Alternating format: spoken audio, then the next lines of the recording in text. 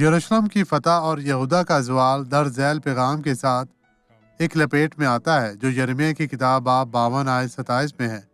اور شاہ بابل نے حمات کے علاقہ کے ربلا میں ان کو قتل کیا، سو یہودا اپنے ملک سے اسیر ہو کر چلا گیا، اور وہ 70 سال تک یوں ہی قید میں رہے۔ کیونکہ انہوں نے خدا کی آواز کو نہیں سنا تھا، انہوں نے خدا کو ناراض کیا۔ تصور کریں کہ آپ اس سے پہلے مر جاتے ہیں، آپ پہلے ہی خدا سے الگ ہو جاتے ہیں۔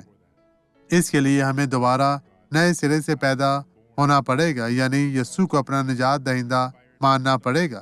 اگر نہیں تو آپ آگ اور گندک کی جھیل میں ہمیشہ جلتے رہیں گے اور گمراہی میں رہیں گے۔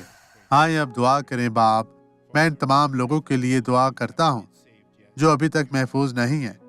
خدا تو انہیں برکت دے، ان راست بازوں کو، ان کے دلوں کو بدل، انہیں چھو پاک صاف اور مسح کر، اور میں ہر طرح کی بدی کو حکم دیتا ہوں کہ ان کی زندگی سے چلی جائیں، غائب ہو جائیں یسوع کے نام میں، اور آپ کہیں میں اپنی برکت پاتا ہوں۔ خداوند آپ کو برکت دے۔